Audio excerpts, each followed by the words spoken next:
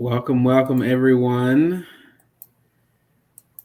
Thank you for joining us. We'll give folks just a minute to hop into the webinar, but we are glad to have you. In the meantime, if you would just utilize your chat feature and let us know where you are and what relation you play with schools in your area, if you're a parent or an educator, state agency employee, whatever it is that you do with the schools, let us know. We would love to hear from you. And we'll give folks a minute or two to join us before we get started. Hello, Jasmine from Dallas. Welcome.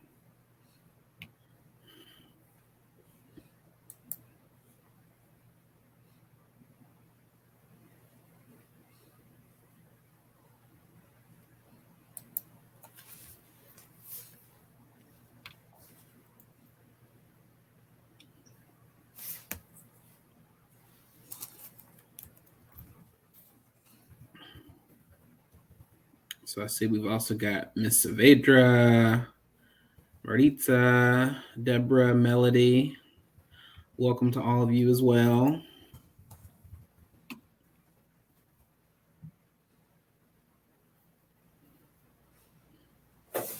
We'll give us one more minute and then we'll get started.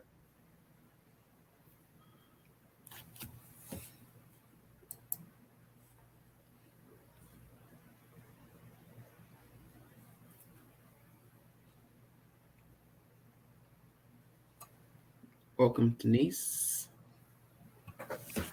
Welcome, Melody. Thank you all for joining us.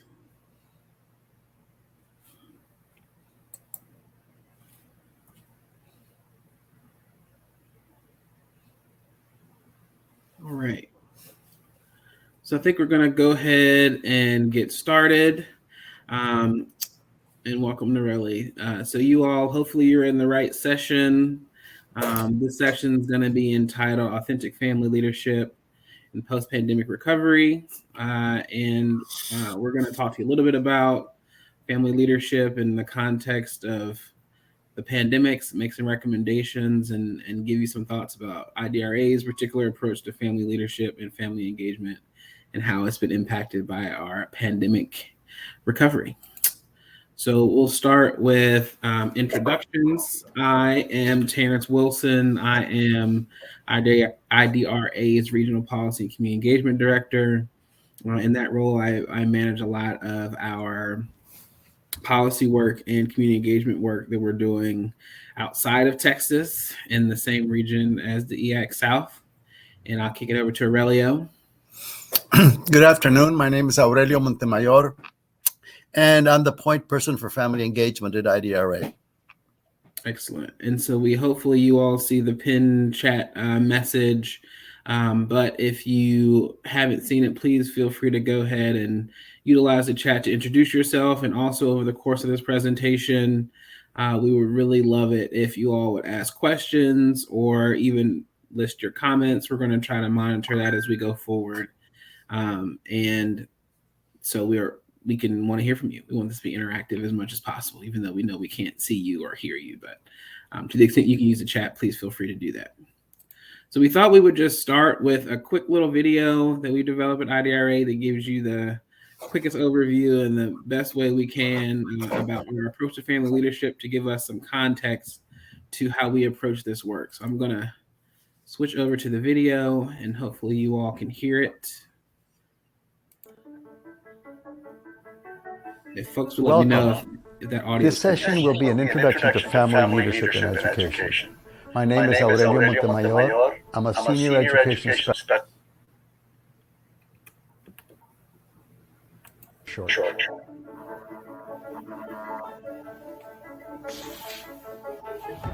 We will define family leadership and education and highlight the benefits of family leadership and education. So, what exactly is family leadership and education? Family leadership in education is very important because, first of all, it's one of the RISE's values, education. Immigrant families come to this area to be able to seek for a better opportunity in education for the children. It's an opportunity for the parents to grow. There is a hunger to learn more. How can we better support our children in education? The leadership to be able to provide opportunities for parents to learn about how they can get involved in the schools. We provide an opportunity for parents to bring out all the things that they know, all their skills. Once we start encouraging them, and once we start asking questions about the things that they do, they realize that they have a lot of skills, that they have a lot of potential to be good advocates for the children's education. The leadership, it's a strong foundation where they can take an opportunity to share with others what they have already experienced. Being involved, attend meetings, participate, give their opinions, talk from their experience. It's an enrichment, and it's a great opportunity for parents to encourage others to be involved. To support school connections, families and communities form partnerships to engage in school improvement that is meaningful to student success. In 2017, Chavkin cites Dauber and Epstein. Schools must win the support of parents and learn to respond flexibly and creatively to students' needs. Family leadership is not the traditional volunteering and fundraising that is the tradition in our schools. Well, we don't focus on fundraising because that's not the priority of the values of RISE. We don't believe that raising money locally will help the children in the future. What we prefer is for the parents to be aware of what's going on in the school, what they can do to have a better education for their children. Parenting skills and self-development activities, while good for the individual, do not engage families to connect with each other to improve the policies and practices of their schools. As this principle says, family engagement is very important for the school, and I think it helps out the staff also, because the staff will use the parents, bring them into the school. They become like their partnerships with the school, and don't look at it like we're trying to keep them from the school. We started the organization because parents needed a voice. Parents needed to be informed, and they need to be part of the process. In contrast to the traditional parent activities that schools practice, family leadership is asset-based and focuses on families coming together to share common visions, identifying what needs improvement, and taking on projects to transform their own schools. It is designed to empower a community rather than strengthen an individual. The assets we focus on are not in volunteer hours, but the advocacy strengths of families. Vicky Santana, whose daughter is in high school, is a parent and the education coordinator for Arise, a grassroots organization in South Texas. We like parents to be leaders, develop parents to be leaders to advocate for the community, for the education for their children, to have a better education. Family leadership in education results in community buy-in and support for neighborhood public schools, addressing of critical equity issues, family networks partnering with schools to improve them, a sustained community network in support of schools, and long-term improvement of student achievement and graduation. Family leadership in education is labor-intensive, but, though less practiced by schools, fosters the opportunity for families to influence policy and practices. For schools faced with the challenge of keeping their doors open, this is a strong solution. Public schools belong to our communities. When we work in meaningful partnerships, all students benefit. For more information, please visit our website at www. All right. So hope you all enjoyed that video and hearing the smooth sounds of my colleague, Mr. Montemayor, talking to us about family leadership. And we'll continue into the presentation, but one of the questions that we have for folks, and I'm curious, is if you all talk about your family engagement in these terms. Do you think about family leadership, or is it more focused on other engagement types? And so we want you to be thinking about that question. If you want to answer in the chat, you may, but we want you to be thinking about how what we presented in this video compares and contrasts to some of the other ways that folks engage families in their schools. So I'll kick it back over to Aurelio, and we'll talk about some of those other ways that you might typically be used to if you're not doing family leadership. And Aurelio, you have to unmute yourself from the...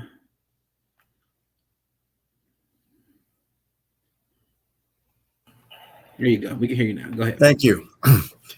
You know, in our almost 50-year experience at IDRA with family engagement, we've seen early on that there's 4 strands that we look at in terms of the history of family engagement. Parenting has been an important one in terms of helping parents how to be better teachers at home, how to guide their kids. Very important and very much needed by many families, but it's working with individual families and not so much families having a collective influence on policy and practice. Another aspect that we've seen of family engagement, maybe not as common, but still present, is adult education, either self-development, whether it be a course in English as a second language or a course in crafts. It's self-development. You might have courses even in self-defense that they offer. But that adult education is important for the individuals, but does not lead to collective action by families in terms of improving schools. And then the very well-known traditional one of volunteering to help in school and fundraising, which is an important activity. It's certainly our classic or groups from PTA and PTO do that. Nothing wrong with that. But again, it is not based in having families come together to influence policy and practice. So that we call it family leadership in education, and it's taking action to keep our neighborhood public schools open and giving an excellent education to all children. The leading part has been so important. We've had a long experience, let's say, with working with schools and Title I schools especially, and the family engagement personnel. And what you see is a pattern of, okay, we have to have a meeting, so how can we get 30 warm bodies in the room? We need a door prize and stuff like that. And it's usually the school presenting information to parents, and it's not come in and let's listen to the parents. So that the process of leading is also one of having rotating leadership, not the super parent that dominates, and also that at each time they come together, there's critical dialogue. Very important. We've got a set of principles that have evolved from our work, and some of them might be obvious, or you might not understand why we have to state them. And it's because we've faced prejudices in the institution that require that we return back to valuing the families, and these principles rotate around that. The valuing of the family, especially families that are poor, of color, recent immigrant, or all of the above, but also our experience with them working together and having projects that involve the families coming together around having good schools. So that's what these principles have evolved from our experience and practice in the field.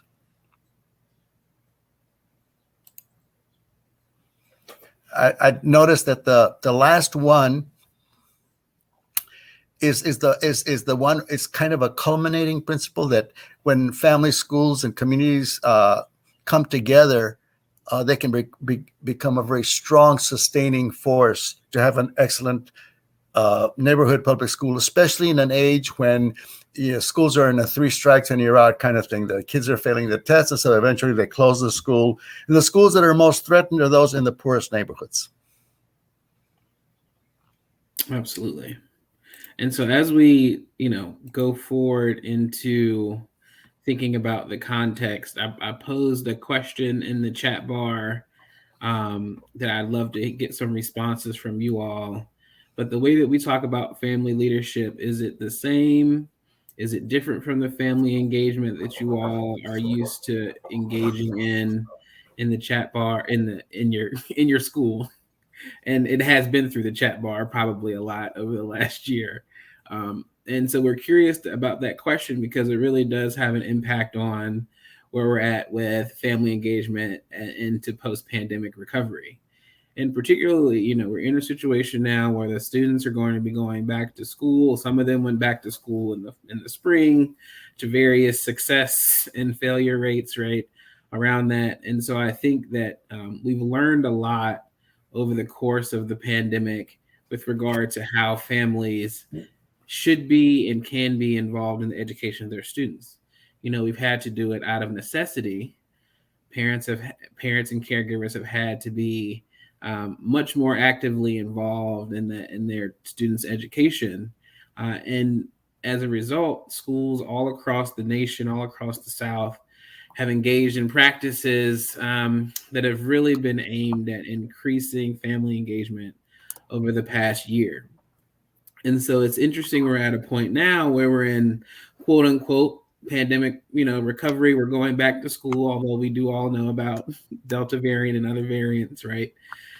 That we're not really post-pandemic, but yet we're in a space where we're going to be in some ways going back to things as normal as they had been. And so I think that it's important for us to learn from the lessons of the past year and not return to the status quo into how things were. It's important for us to realize what things we did that were actually useful, and that we can continue into our post-pandemic school environment, bringing in some of these same topics that we've learned. And so I think that one of the things we've talked to, folks all over the region about different strategies that they've used, and we're going to share some recommendations, but this is not an exhaustive list. We know that the folks on this call and all over have been extremely innovative. So this is just some of the principles that we've gleaned from our conversations and our work with school folks all over the South over the past year that hopefully we think will be helpful to you to maintain authentic family engagement in your post-pandemic recovery. And I see there were some comments in the chat. Tanise said that when we're talking about family leadership is different from the way that they're working, and their way is to engage parents to look at policies and practices, and have begun talking about having parents come in and walk along as we do walkthroughs based on equitable practices. I think that's great, and I think that, moving toward having parents involved in school environments is something that we hope can continue, and especially in policy and practice. I think that one of the things that one of the ladies mentioned in the video was that this is something that's going to impact not just those families that are in your school right now, but all the families that are going to come in the future, right? So we're focusing on policy and practice, and equitable policies and practices are vitally important. Go ahead, Aurelio.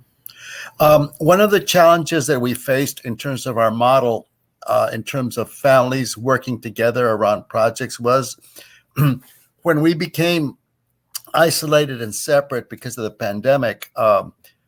Those families that we were already connected to through face-to-face work could continue. We had some families, for example, that kept reconnecting through Zoom and Facebook Live. And it was an enhancement of what had already started and connections we already had. On the other hand, when we tried starting this model of families talking to each other online, starting anew, it's been a real challenge because it can't replace the face-to-face meetings with families talking to each other. And also, if school people are involved, they jump in right away giving answers and talks and recommendations. And so that the biggest challenge I've found is allowing silence in the room when you ask a question and not having the professional or the adult jump in, trying to fill that silence, letting the parents talk and connect with each other. That's a real challenge. Absolutely. And so I think that one of the main things that we heard in terms of recommendations for how folks can, engage better in a post-pandemic period really has to do with challenging negative assumptions. I think that often when we think about parents and having to engage them, sometimes we'll make assumptions about why parents may or may not be involved. And I think that the pandemic showed us And there's a lot of things that families are dealing with that we might not know about that have an impact on that family's level of involvement in school activities, right? It might have been something as basic as lack of school internet access, right? And also realizing that, in a post-pandemic period, right, folks have also economic distress, health challenges, dealing with the trauma of losing loved ones, right? These are all things that we need to have an awareness of when we're thinking about our success in relation to how we relate to families. And so we think it's really important to challenge those negative assumptions and realizing that, our families and our students come from populations that are extremely diverse and that are facing lots and lots of diverse challenges. Many of which are not of their own making. And so I think that having an awareness of where those barriers are is incredibly important. One of the things that Terrence's point is reminds me of is family engagement personnel that approach the families with a smile, but there's condescension and talking down to. In other words, like as if the parents, because they happen to be poor or of color or a single parent or whatever, they're not considered to be, people to be listened to. And so just asking an open-ended question and really listening is so important. Absolutely. Another recommendation that we heard consistently through our conversations was around the importance of culturally sensitive, culturally responsive, culturally sustaining communications, right? So we typically think about language as the barrier, as something that we need to understand culture and send out communications in the language spoken at home, right? But also one of the things that we think is interesting is that we can't just stop at thinking that language is the only barrier that's going to need to be overcome to have authentic communication. We've had lots of conversations with school districts over the course of the pandemic, and they found that actually their response rate from families who spoke a different language might be better than families who spoke the same language but were of different racial categories. So a school might, note that they're having really poor engagement from their Black families, and so you can't really put that on speaking a different language by and large. There's another barrier there, that we need to overcome, and so I think that part of the language that we use is obviously important. In terms of, whether it's Spanish or, some other language.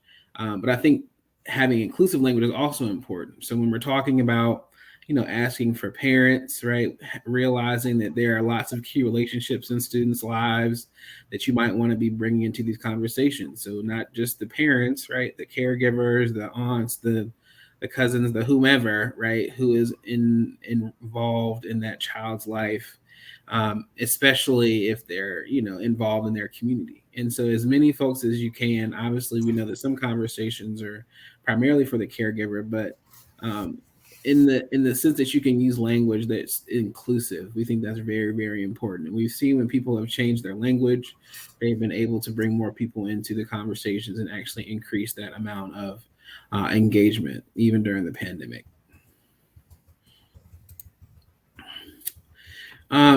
The modes of communication is obviously one of the ones that, we've had to really be mindful of because we couldn't be in person. The traditional, parent-teacher meeting and other things haven't really been as accessible to us.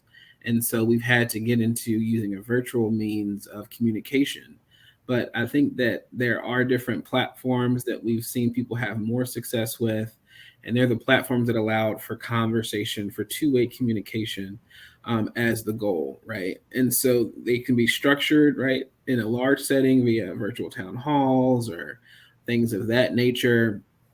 But there are also different ways that you can reach out to folks and don't use, technology. And so during the pandemic, we saw people working. They had one of the schools we saw had a bulletin board and an art project outside of the school that folks could come by, even though it wasn't safe. And they were able to engage with that information there on an asynchronous basis, right? So I think that it's important for us to realize that we may have become comfortable with emails But to the extent that we can go to communities, go to families and meet them where we are, you're going to have much more success. And this is one of the lessons that we've learned that we hope can continue even as we're returning back to schools. Aurelio, did you want to add anything to that one? No, I was just going to say that the virtual world has been difficult, but we had parents that actually gave virtual testimony to their school board about issues that were of concern to them. We've had Zoom sessions where families are investigating issues that the legislature is coming out with bills on, and information they wanted their legislators to have about COVID needs, about the digital gap, many things. So it's been a real opportunity in some cases for families to connect. Excellent.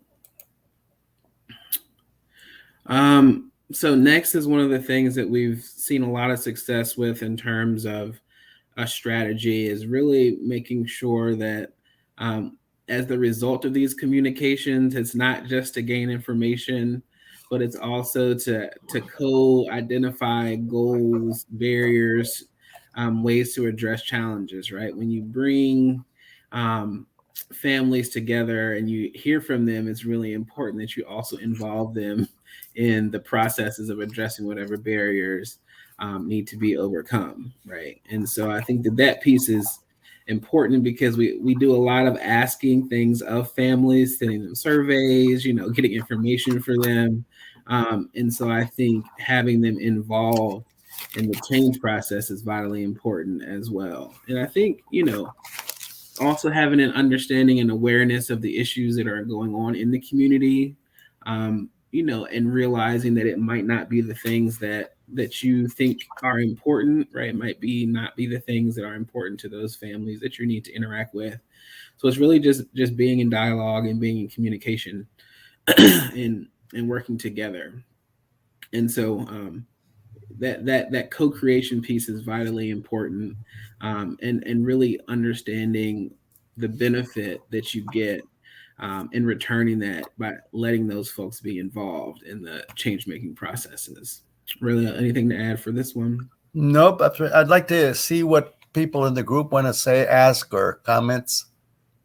Yeah, we're going to do one more slide, and then we'll get into some reactions and questions and comments here in a little bit. But the last one is really kind of self-explanatory, self-evident, but letting not only having it be the school and the family, trying your best to identify what organizations, whether it be the church or whether it be the community center, right? Like whether it be the organizations like Arise we work with in South Texas that have ties with families, right? And even if it's in a virtual space on Facebook or wherever families get together that have an impact in working through those groups. We've seen a lot of success when we anchor and connect schools and families together through those organizations, right, that are grounded in the community and that are of the community. And so I think it's really important to not go it alone and to include other folks that you may not necessarily think have a role, but they're in your community, but they may not be involved directly in educational items. If they're trusted, I think it's important to bring more of those folks into the conversation when we're talking about the issues that are impacting families. So with that, we will open. Or Aurelio, did you want to add anything else to that before we open? No, questions? Not right now. Okay, so we wanted to see reactions. We've got, quite a few folks in the room with us still. So we wanted to allow some time for some questions and answers around what are some of your challenges, concerns for going back to school and being able to continue your authentic engagement, or improve your engagement that you saw was not so great during the pandemic. And we know that you can't speak, so we're sorry. So just put your thoughts in the chat if you're able. I wish the mics could be opened up. I think there's no replacement for authentic, real communication. Schools now have many ways to send messages home, recorded things on the phone, email and stuff like that. But for the families we're most concerned about, or at least any family, the personal connection, the person-to-person conversation is key, is crucial, and it's the basis for establishing real relationships between school and family.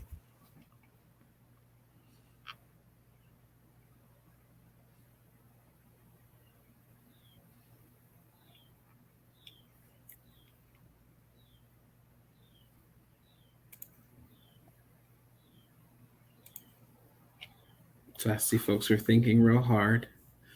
But the question was kind of, what are some of your concerns around authentic family engagement as you return in you're in a post, quote unquote, post-pandemic school environment?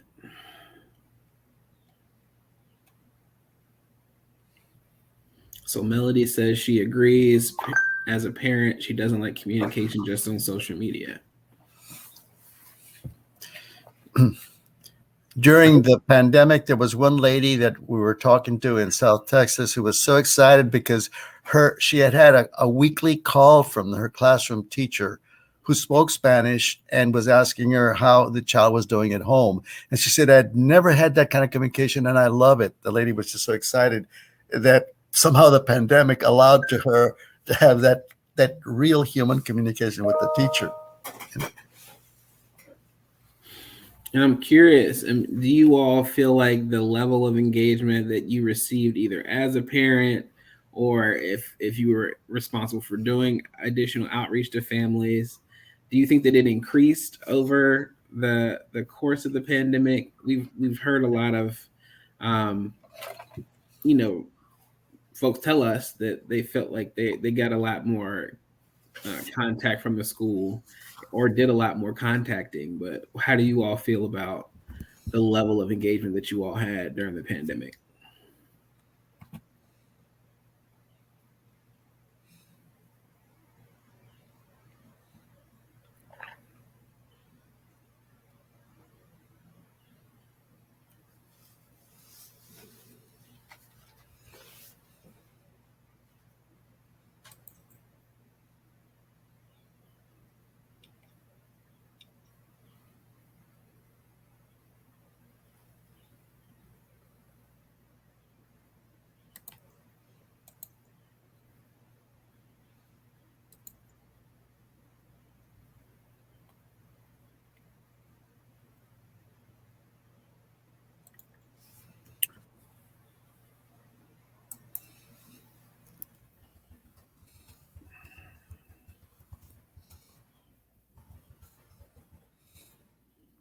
That's a great question. So Jasmine asked a question in the chat.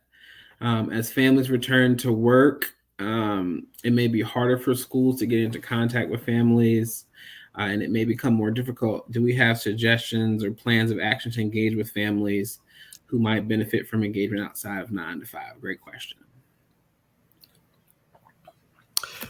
It seems we have to guide our schools to understand how important the communication is.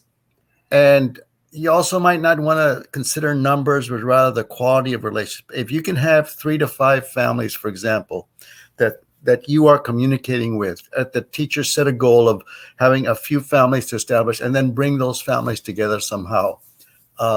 We've seen that it takes a critical mass of 3 to 5 parents that are meeting over a period of a semester to nurture a group of families that are in dialogue with each other about the education of their children.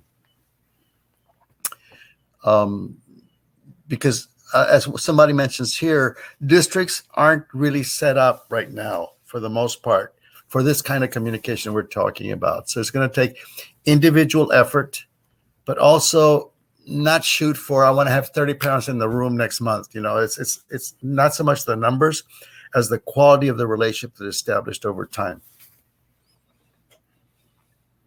Absolutely. And it's important to realize the limitations of districts and to work with, that's another reason why we work with organizations to connect them with schools. We do things through our education cafes, right? Where we're helping to lead families in the leadership that they need or that they would like, right, to be engaged in policy and practice change. So I think that understanding that families have different needs and schools are sometimes slower to adapt to what those needs are, or just, there's inertia, right? They've been doing things for a certain way. I think that the the creativity that we've seen during the course of the pandemic, right? I think we have to really push our schools to maintain some of those new things that they've created. We've seen actually, folks going, like Aurelio mentioned, folks, teachers calling home, right? We've seen family or the school going into the community on the school bus and meeting families there in their own neighborhoods, right? I think some of those things are still going to be useful because they worked, right? They've reached families in ways that we hadn't seen. And then also just realizing that, what the way that schools operated before, right? Like you said, via email, not texting, using WhatsApp. That's the way that we've been doing things for a long time. And so if you're not, this is a new opportunity, right? To change how we operate, because we know that before the pandemic, we weren't always having equitable outcomes for our students and our families, and folks weren't engaged in the same way across the board. So I think it's just really important for us to continue to push. But it is definitely a concern, right? When you have a district or a leadership, right, in your school that doesn't necessarily embrace why this is important. And so it's difficult, but you have to keep pushing. And there are lots of benefits, right? There's lots of good that can come from your school community beyond just fundraising, if you have families involved in the school. The question about outside of the 9 to 5 schedule, our civic organizations like NAACP and LULAC have evening or weekend meetings. If somehow school people can connect to those meetings in the evening, when those parents who work 9 to 5 could attend, that might be an opening. In other words, helping a community social group or a social service group to start focusing on education issues, and also being that a place where families can come together, or if they're already members, to bring other families. Let's say it's an NAACP monthly meeting. Then they say, let's invite some, let's see, start a conversation about the education our kids are getting. So there's many possibilities once you start seeing the broader community to have activities, and especially at times that are appropriate for families that are working during the regular day. Absolutely. It's very, very important. Any other thoughts or reflections?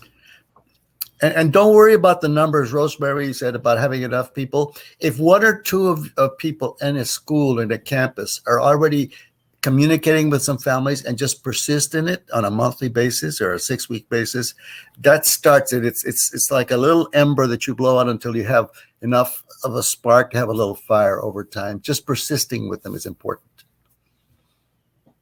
The persistence over time is very, very important. Absolutely. And I think that, one of the things that we've seen folks galvanize over the past years around these ideas of safety and how we're going to be able to safely return and what are going to be the mandates and all those different things. But there are lots of issues that have bubbled up for our families, right? And so I think figuring out the ways to bring in families based on the things that are important to them, even if it's not just, we have to check this safety box. I think it's going to be really, really crucially important.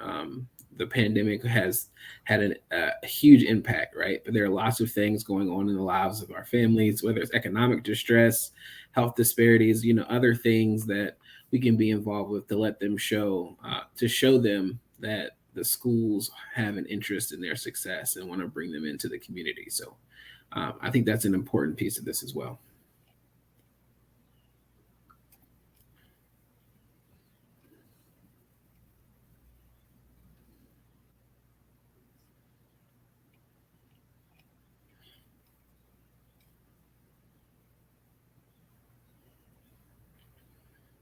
And I think I'm going back looking at the chat. Tanice's comment around having parents come into the school and do walkthroughs and looking at equitable practices. I think that equity audits and looking at, the disparities in the school can be a great place to bring folks in, to let them know, to look at the data over the course of the pandemic, right? Like look and see what students were, held back, which students were able to advance, which students didn't do well, right? And figuring out what equitable practices need to be improved in order to reach those students is another good policy project that you can have your families working on.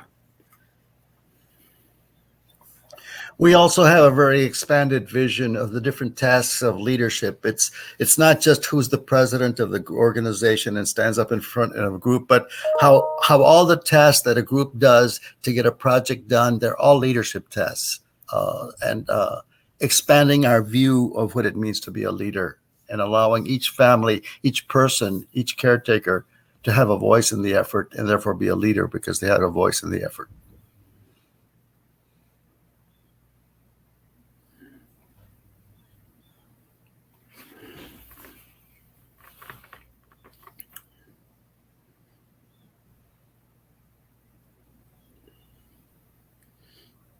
Any other reflections?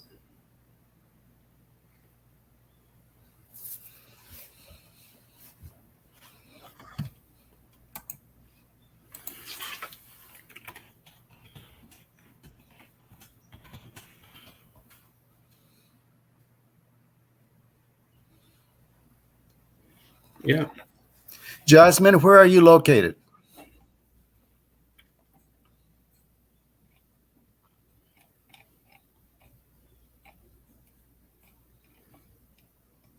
She's in Dallas, Texas. I'm in Dallas, okay.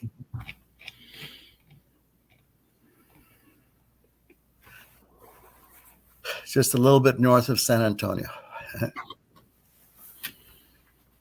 Yeah.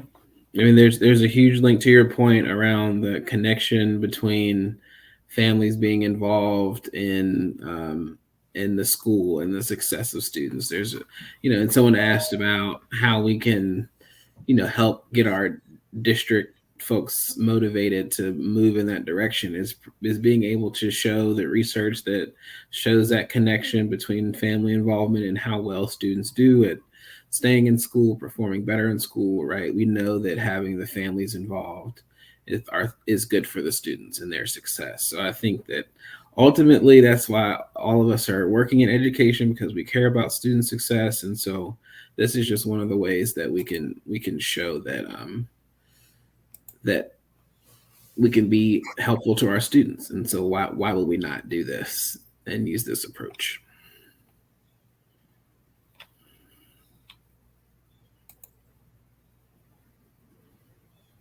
One measure of success in this effort is when you have families and individuals who had never spoken up at a meeting or who did not usually attend meetings that become active participants in the conversations. That's also already a huge win, where they give their opinions, they're listened to, and they listen to other peer opinions from the other families. Yeah, absolutely.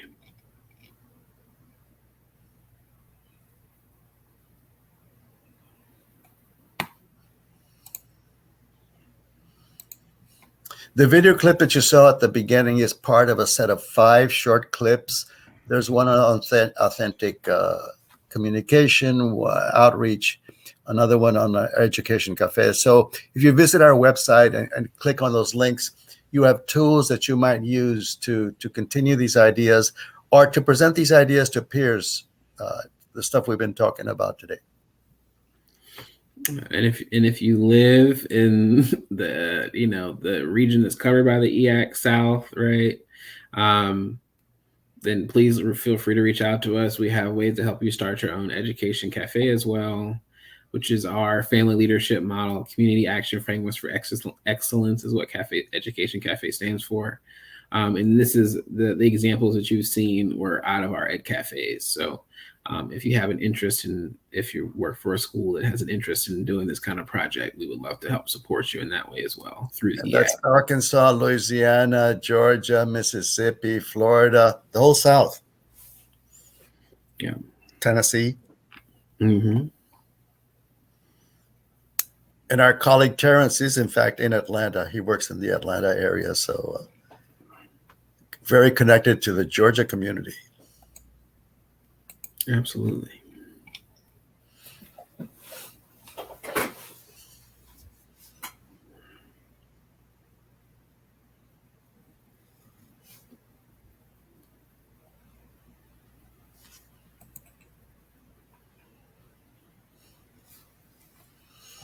I think we pretty much covered what needed to be covered for the group. Unless there's anything added in the chat, I think we can say farewell for now. Terrence? Yes, I think so. Thank you all so much for joining us. We know that we're at the end of our 2 days of fun together, so we recognize that folks may be just so excited and running on E, but we appreciate your time. And really, we want to be a resource to you. So if there's anything that we can do for you to help you in your family leadership and family engagement activities in this quote unquote post-pandemic period, we would love to be of service to you. So please do not hesitate to reach out to us. And thank you, Sam, for putting some of those links on talk show and mentioning those things in the chat column. Thank you very much. And we'll just throw our email addresses in here, just in case you all would like to reach out. But thank you so much.